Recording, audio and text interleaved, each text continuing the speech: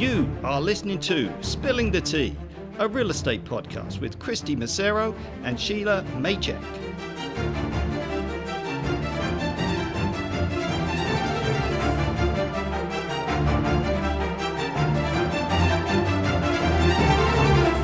Hello everyone, welcome to Season 2 of Spilling the Tea. We are your hosts, Christy Macero and Sheila Maychek. Hello. And today we are speaking with the awesome Clay Martin, who has owned a yoga studio / MMA gym, is an awesome real estate agent, and a handyman on his own renovation project in Osoyoos, which we'll get into on another episode.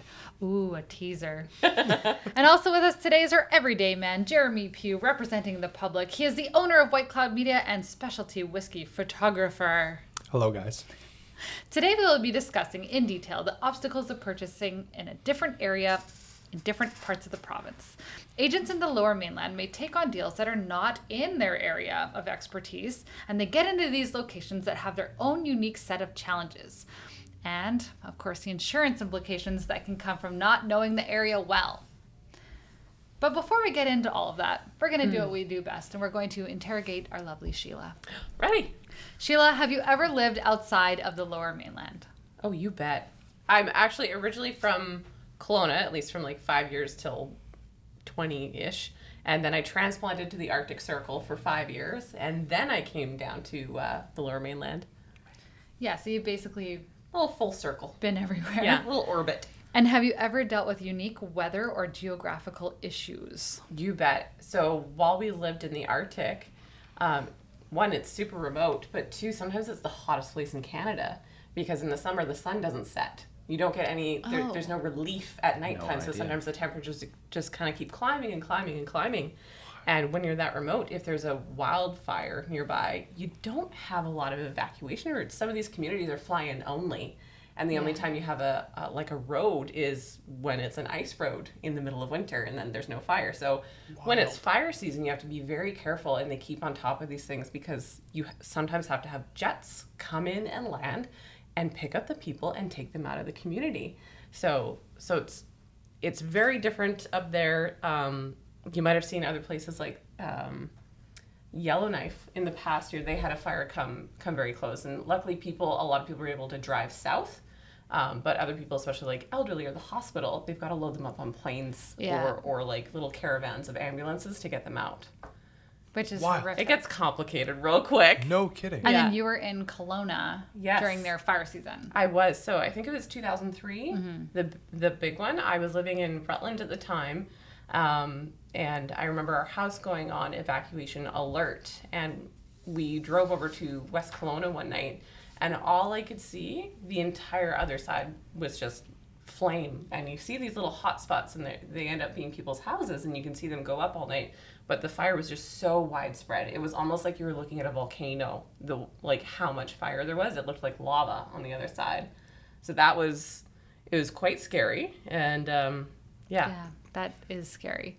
So I have never seen a wildfire before. I'd never seen one. My husband's family grew up in Osoyoos, and they talked about times that the fire came close, and when you're driving through, you might see smoke here and there, and we know that we get these smoky spells that come through Osoyoos, because if the wind shifts, especially if it's coming up from the States or anything like that.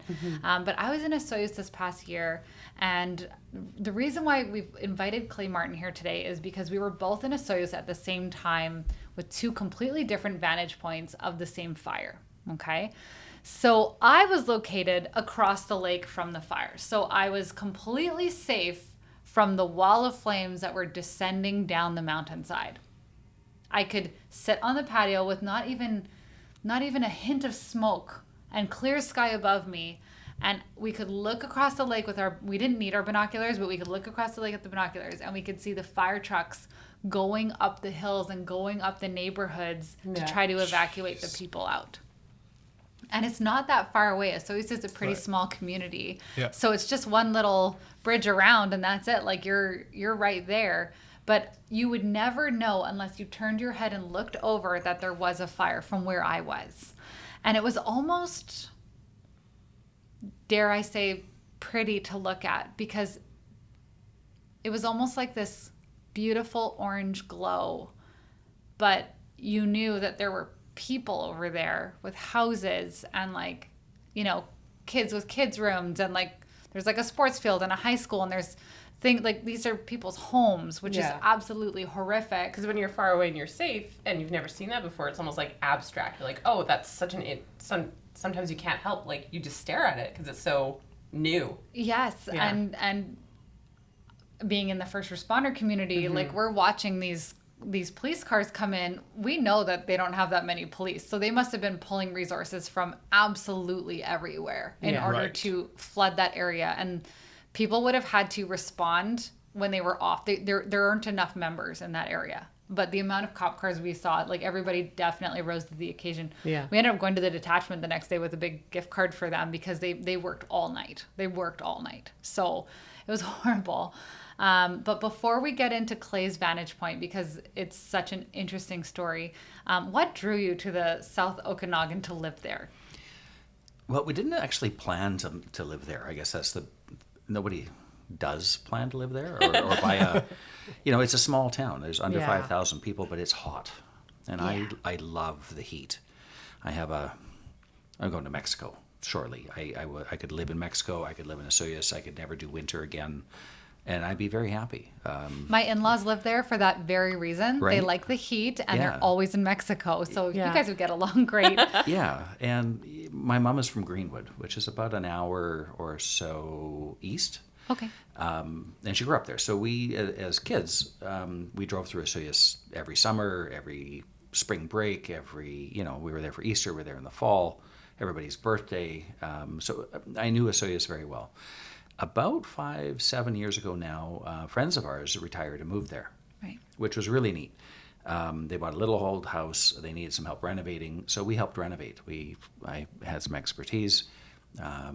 They had room, so we'd go up for 2 weeks and help, tear some walls down or put some walls up or put some windows in. And they would just give us the house for a couple of weeks. So it was a gift, like you didn't have to pay for it, and do a little bit of work. It was a good payback for both of us. Yeah. But then we kind of fell in love with the place. Oh yeah, so it kind of turned into your home a little bit. Yeah. Right. You're like, we like this. Yeah. This is fun. So we're walking the dog one day, and we walk by this little house, and looking through the carport, you can see the lake. Right. And my wife, Johanna, looks at me and says, man, if that place was for sale, we should buy it. And literally at that moment, the guy that owned the place walked out, got in his pickup truck, drove away, and the for sale sign was on the fence behind his pickup truck. Oh, wow.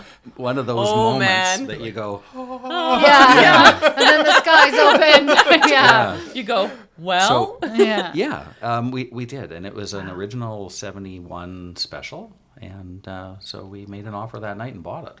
Do you work in that area? Like, do you help clients buy in the Okanagan? Like, is that something, because you're obviously up there enough to kind of know about it? Yeah, so we've been up there a lot. I write a wine blog, which you may or may not know. I did know that, yeah. Okay. And because of that, I know winery owners, winemakers, and those kind of things. Very cool. And I've sold 2 wineries. One I can publicly talk about, one I cannot. One vineyard, and we've done several houses now in the last couple of years. Yeah, I don't know anyone who's sold a vineyard. No, right? Don't you have to? I imagine that's very specific. Yeah, you have to map out how many pounds per fruit and all that for all those things. How many tons per acre? I think is the term. Yeah, I don't know. Pounds per fruit. That's why they hired you. Yeah, call Clay, not me. Thank you. Actually, please do. Yeah. Yeah, wow. It's a little tough on them right now. They just went through a deep freeze, and I don't think there'll be any fruit this year. Right. So that was on the news recently about the wine industry. Yeah. It's pretty sad, actually. It's a complete wipeout by the looks of it this year. Last year was a 43% wipeout. This year looks like it's going to be 100 or close to it, 98 to 100%. This is why you got to stock up. It's sad considering we've had like kind of a fairly mild winter over like December 2023 and January 2024. We're like, oh, it's so balmy, but they don't have the same weather. Well, when it was minus 17 here, which it was, it was minus 23 there, and at minus 17 you get damage to the buds. Right. At minus 23 for 3 days, it was a total wipeout. worse than last year, and last year was bad. Yeah. That's sad. That is terrible. So you were in Osoyoos a lot. You ended up finding this home. You bought it, and you were your own realtor on that purchase. Well, Johanna did the paperwork, Okay. to be honest. But yeah, we were. I don't recommend it for people who don't know an area. I've walked every square foot of that town over the last 5 years specifically, but my whole life. So I do know you can pinpoint an address. I could take you to it. Right. I know the weather. I know the town hall. We know the place. If that had been Penticton, I would have hired somebody. Okay. Right. Yeah. So close by, but not your area of Not my expertise. area. Even Got it. Oliver, I would have hired. Okay. I just happen to know Osoyoos. this area. Yeah. Okay. Good. And then, are there environmental risks that you had to consider when you were moving there? I know there's radon in the Okanagan, wildfires, that kind of thing. So there's, wildfires. We'll get into that, I think, in a minute. Yeah. And definitely have to look at radon, which actually exists here in Abbotsford and Chilliwack, which has been measured, is a very serious issue up there. And in fact, we put in monitors when we bought the place, and it showed moderate levels, so within legal limits, but not something I wanted to live with. So how would we explain radon to because it comes up a lot. Yeah. Sure. How would you explain radon to the layman who doesn't buy in the Okanagan? It's radioactive gas. So it's in the ground. No one panic yet. Nobody Yeah. panic. Nobody panic. Yeah, it's comes out of rocks and out of concrete. In fact, there's a subdivision which I won't talk about, I won't pinpoint, where they actually ground up rocks that had some uranium background in it, and the foundations of those homes where they made the concrete out of those rocks emits radon. Okay. So it's a naturally occurring thing. The interesting part is when it rains, which isn't very often in Osoyoos, but when it rains and the water table comes up, it actually pushes the radon up. Oh. Interesting. So in the winter, when you're closed up and the water table's up, is the very worst time to measure, or is the highest time for measurements of radon. Oh, I would never know. Interesting. This is why we do this. We learn. We learn. Yeah. We are learn all things. learning. Yeah. Okay. So And this it's- is something you had to consider when you were purchasing. We did. As part of the inspection, I actually had a radon device planted in the house, and it came up, like I say, right at the legal limit. Right. Buying an old house, though, that has no vapor barriers and and is full of leaks, built in 1971, you could see through the door frames and things. I knew it would get worse as I started to renovate. Right. So I had to, at that point, we had to make a decision whether we were going to install a mitigation system. Well, and we had to Right. off Yeah. the bat. Well, that's good. Okay. Yeah. So you knew to do that. I did, because Yeah. I took a course from the BCREA on radon. Realtors, if you're listening, Unreal. you get educated. Yeah. Yes. You take those courses, not just the boring ones. Yeah. Yeah, it was a 3-point course, and it was, I think I took it 5 years ago now, and I think I'd take it again. Wow. Okay. Wow. Very cool. Okay. So moving to Jeremy as our everyday man. Now that we've scared you, would you ever consider? Would you ever consider? Never buying anything ever again. Would you ever know consider there's radioactive purchasing gas? out of town? Yeah, I would consider purchasing out of town, like particularly a holiday home or something.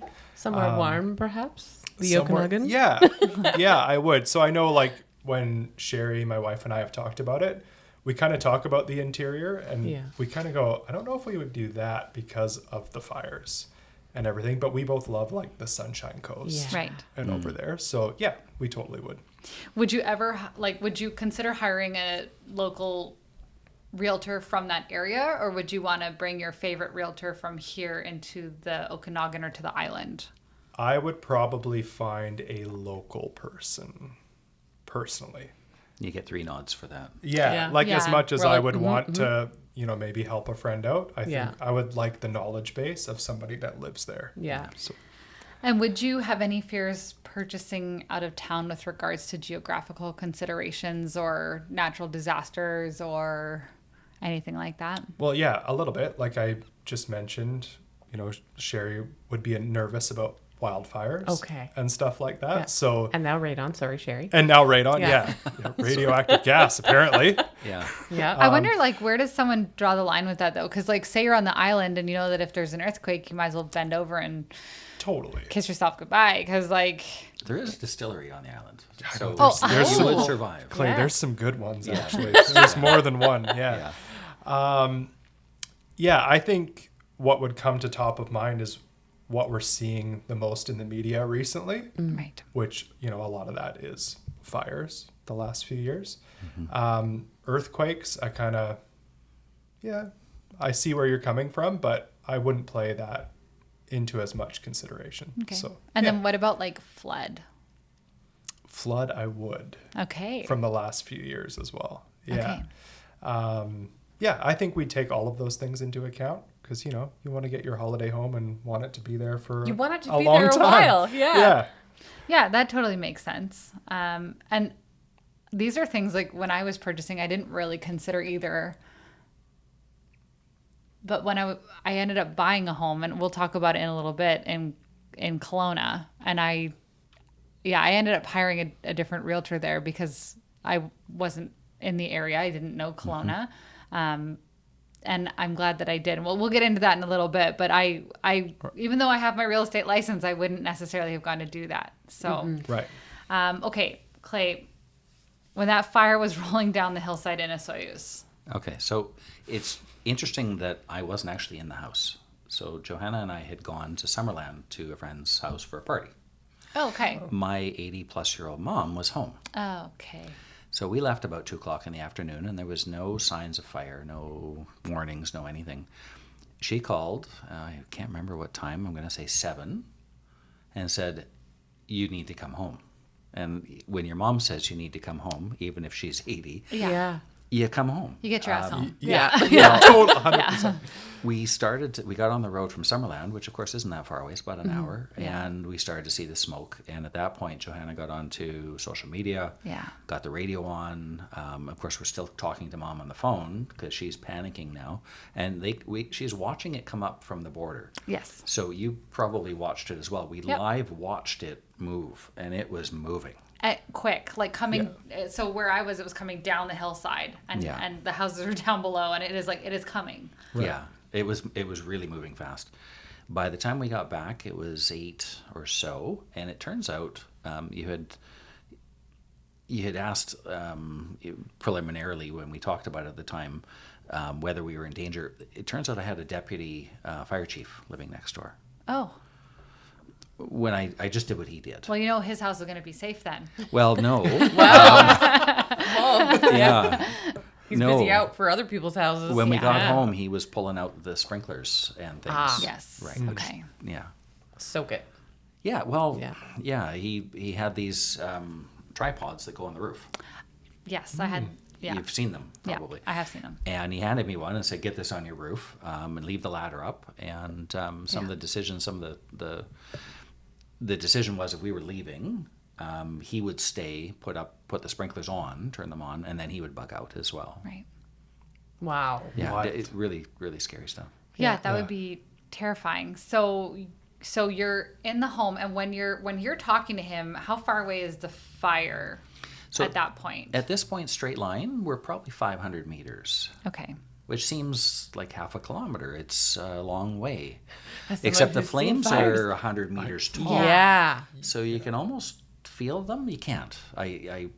It's all in your brain, I think, at that point. But it's like you could feel it. Well, I feel like maybe, stemming from the caveman days, that was probably your system telling Fight or you were flight. in danger. Yeah. Yeah. Yeah. Absolutely. Yeah. Because Yeah. from where I was, we were with the binoculars watching the trees that would catch fire. And when they would go up, the flames must have been, because the tree is... Hundreds Because you were across the lake. 100 meters. Yes, plus. I was safe. They would come up and they almost, I think it's called candling. Yeah, and it shoots up and it's so bright, and it's almost like the tree explodes into like a fireball. So I can't imagine if I'm across the lake, what it would be like to be on the same side as that wall of fire.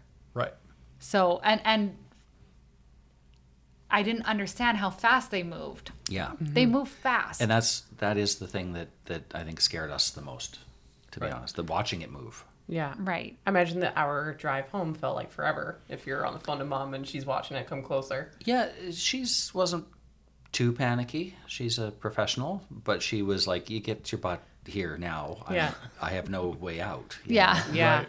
You're my ride. Please come get me. Yeah. So you saw it, you could hear it on the radio, and then your neighbor was the first responder. Did you have a fire department come and evacuate you out? No. So what happened, we were, we got home and we set up some lawn chairs in the front yard with a bottle of whiskey, and to keep mom calm, of course. And we watched, and we literally watched the flames blow north. And typically every night in Osoyoos, the wind changes direction. It does, yeah, that's right. And if you live there long enough, you wait for it. It's between 8:30 and 10:30 it changes. It was after 10, which was starting to scare me a little bit. And we watched it stop. And the flames went up. Instead of leaning, the flames went up. That's right. And then they went, and it blew back. And I've got a beautiful picture of the mountainside with the smoke gone from it. That's right. And all the flames going straight up. And I said, okay, we're saved. That like, there's damage and there's issues, but we're not. The town isn't going to burn. Yeah. Yeah, that's right. At that point. And you're right, and it's every night, and the wind will come up, and it will shift, and it's like clockwork. Yeah. But I feel like it just felt like it was taking forever. Right. It's usually an hour after sundown, and being July, it was sundown's pretty late up there, right? So it did feel like forever. We were counting the minutes and not sure if it was going to turn that night. Yeah. So did you stay in your house We did. that night? Okay. So not a great sleep. No. I can tell you that. I'm not sure my mom slept at all, to be fair. But we did stay. Once I saw the wind turn, the firefighters returned from where they were blocking the most part. They were in the industrial zone. They came and got more hoses for the residents that stayed in the industrial zone from us and from neighbors, and flashlights and things, so the power had been cut off. And said, okay, well, we believe you guys are safe right here. And then one of the firefighters dropped off his boat to the neighbor. So as soon as I saw him drop off his boat, I knew we were safe. Right. Yeah. It seems funny, things. But it's a little, Yeah. As soon as he had lived even closer. So I remember watching that fire come down, and there was this one house, and there was a police car underneath it, underneath. Just lower. Yeah, lower on the mountain. Thank you. Yeah. And I remember thinking, like, if that wind shifts, that house is gone. Mm-hmm. And he was the last guy there, probably to just report where the fire. Like, he was just eyes on the fire, and I was sitting there with my binoculars watching, because it's almost like you couldn't not watch it because it moved so fast. It was so crazy. And thankfully we didn't see too many, I don't think there was any structures that were lost. No, they actually backed the fire trucks, two of them, where it came right at the golf course. It came right up to the houses. Yes, that's right. Right to their backyards. And they backed two trucks between houses and just kept that zone wet. And that was our neighbor was on that detail. He said it's the scariest thing he'd ever done as a firefighter, and he'd been a firefighter a long time. So it's my understanding, because my in-laws live there was a fire on the other mountain, and so they're used to the fire being on the other mountain. So they were like, oh, we've never had the fire on this mountain before. So it was like a completely different, kind of experience for them. Even Okanagan life. Yeah, right? Like it's wild because you don't think about that. And so I had at that time I had messaged Gary Voigt, because his parents were in Osoyoos as well, and I called and said, Gary, are your parents watching the news? Are they home? Do they know what's going on? Like, have they looked out their window? Because you try to call who you can. And I actually saw your post on social media that you were there and you were so close to that fire line. And I remember messaging you being like, do you need a place to stay? Like, we have room for you. Like, we will put you with us, because you help out when you can in those situations. Yeah. And it's not like Clay and I hang out, you know what I mean? But like, you will come stay with me, right? Yeah. Because we have I am slightly further from the fire. Would you like to come join me? Yeah, I was on I called it like the safe side of the lake. I'm like, I'm on the safe side. Do you want to come to the safe side? And you had at that time told me everything was okay. Yeah, and I really appreciate that. Yeah, I've no told you problem. that before a few times. When you're in an emergency situation, it's all hands on deck. We were close. We were under 10 minutes from leaving. Yeah. If the fire had jumped the highway, that would have cut off probably two of our evacuation routes. And at that point, we had one real way out, which was back over the bridge going east. And we would have come. Yeah. And it was minutes. It was literally minutes.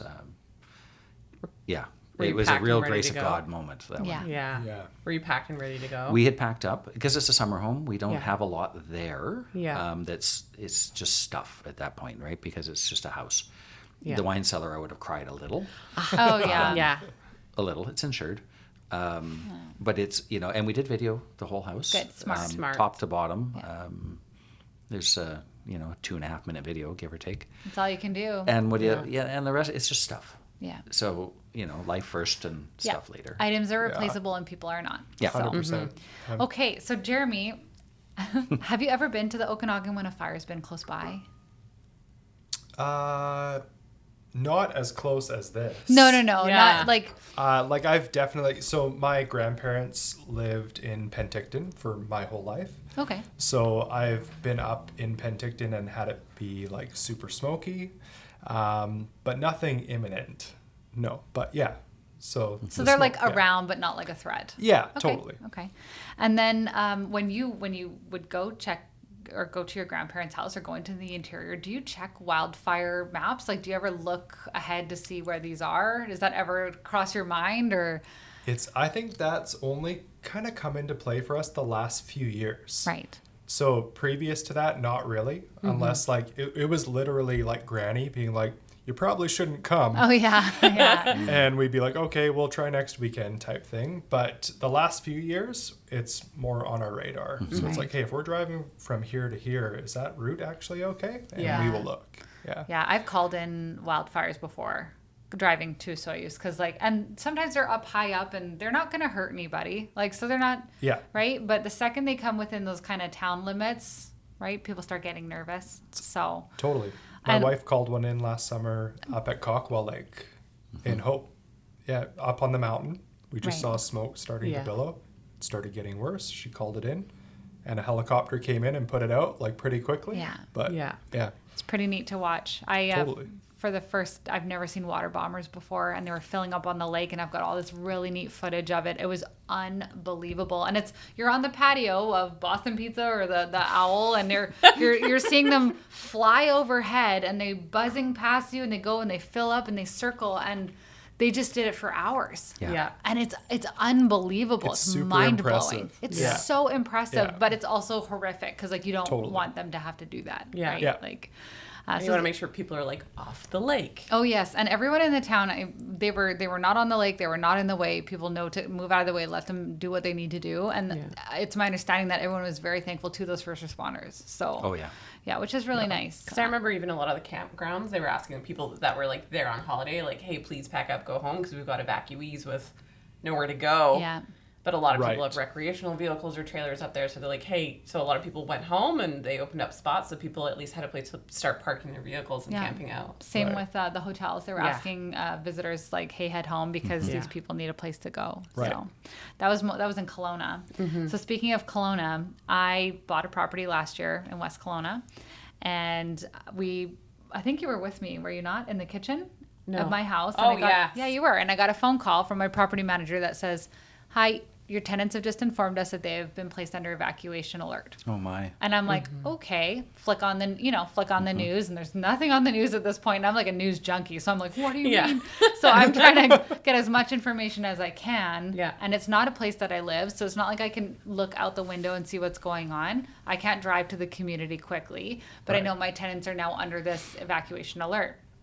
So basically, within that afternoon and the following day, the fire in Kelowna grew significantly and had moved significantly, and there were starting to be structure fires. My tenants actually did get evacuated, and I was watching on the little fire map the fire line crawl down the mountain. Well, the home that I purchased it's a 2-year-old house, a nice new community high up on the mountainside against greenbelt. So I'm basically fire food. Wow. And I'm watching this line come down, and at one point I phoned my husband, who was at work, and I said, "Chris, like, if something doesn't change soon, like, our house is gone. If it's not gone already, it's next. Yeah. Like, it's next." So I'm sitting there going, and there's clients of ours actually bought in the same neighborhood. Yeah. And they were sending me their Ring doorbell cam of the fire trucks headed up our street.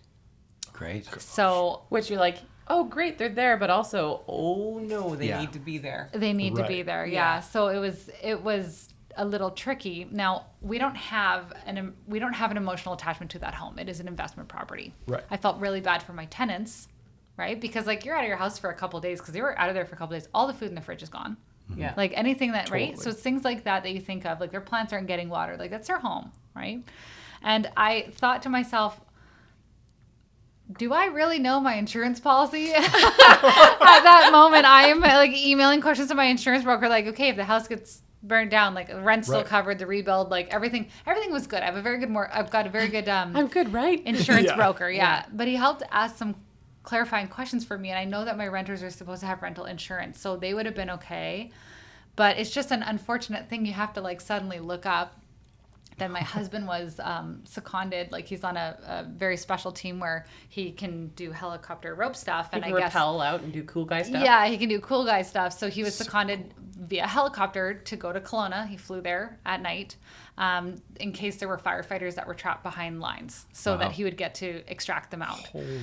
Yeah, so thankfully it didn't come to that, which, I mean, it's his opinion. He would have loved to do it, and help Yeah. out in that capacity. He was ready. Yeah, they sign up for that, right? Yeah. Like they want to be the ones that help out. But he actually was able to drive into the neighborhood where our house was, and he saw that the triangle pod Yeah, sprinklers, the sprinklers, yeah. yes, was on the roof. So the They had fire, already set one up they had on your set house. them up. Yeah. Yeah, Good so for it you. must have been close enough that they felt the need to do that. Right. So it was definitely, again, not my home, but just having an asset even in that area and having that close to having it burned down. Yeah. Just and then the sucks. not knowing, be like, do I really know my insurance? Yeah, it's Yeah. that question again. And I had another realtor, and this is what I was saying earlier, like I had another realtor help me out in that area because it's not my primary area. Right. And, they make sure they set you up with these insurance policies and stuff because things happen, right? Because they don't know the area. Yeah. So, Clay, is there any advice that you would give to clients purchasing outside of the Lower Mainland in an area that they are not familiar with all these elements to consider? Yes. Hire a good realtor. Hire a Yeah. good realtor. No, honestly, Yeah. I can't say that enough. We knew the area, and I mean, I knew it well enough to be walking it on. We probably spent 6 weeks that summer up there, let alone the winter and the fall, the time that we spend there now. Right. It's not worth, like I said, Jeremy, hiring your buddy to go up and do a sale. Again, we've sold houses now in Osoyoos and a couple of wineries on the way to Oliver. But again, I wouldn't go to Penticton and do the same thing. Right. Yeah. So I happen to know the area. That's all. The other thing, the other tip, we talked about insurance, was we were told by a local very early that whatever insurance you get, you make sure you cancel it in February and renew it so that you don't have any issues renewing your insurance in fire season. Oh my goodness. Yeah. So February That and is so March. smart. Cancel it. Just Never would have thought of that. That I is bought my so house smart. in February. I'm good. you Yeah. bought in February, so you've got a natural date. Yeah. Yeah. But oh my goodness, you're right, because you renew them every year. Yes. Yeah. And it's possible to not get a renewal, or if you get a Yeah. renewal, it's way too high, and you want to shop around. Well, you can't shop around. Yeah. Good They luck can't finding de- someone. Yeah, they can't deny you insurance, but they can Yeah. up your rates so Yes. harsh. So we did that exactly. We bought in June, I believe, and then come February we canceled and redid it. So you know that Wow. you're good for the next year. Yeah. Oh my goodness. So there's the number one tip. That is an amazing You heard tip. it here That's such yeah, a good tip. Yeah, this is why you listen to this podcast, folks, because you learn things. That's amazing. Yeah. So, final notes here. Clay, thank you so much for coming to share your experience with us, because we're happy you're okay, and we Yeah. tell these stories because everybody is okay, and they're educational, and this is how we learn, because if you don't have experiences like that you're willing to come out and talk about, then people aren't aware. And I really appreciate the offer of help Oh, yeah. at the time. That's Of one of the course. reasons I'm here. Is Oh, Right thing to do. that's the right yeah, thing to do. it is the Yeah. right thing Yeah, to do. so I'm an we appreciate integrity it. girl for sure, and I'm integrity and protection all day long. So Good. I will help you. And you guys know that for insurance, we touched about this a little bit on other podcasts. Have to make sure that your insurance is in place. I mean, now we've got the amazing Yeah. tip of making sure you renew early in the year. Yeah, holy. And if you ever do get caught without insurance, there are backdoor routes through the TD websites that will allow you to renew, and they they do it in seconds. They Don't take no for an answer. Yeah, they don't. Keep trying. There will be someone to insure you, because unfortunately, this is a threat that is happening more and more, and it will affect the mortgage industry and it will affect people's housing. So that's all the tea spilling today, folks. Thank you so much, and cheers. Cheers. Thank you, guys. Thank you for listening to Spilling the Tea, a real estate podcast with Christy Massero and Sheila Maycheck.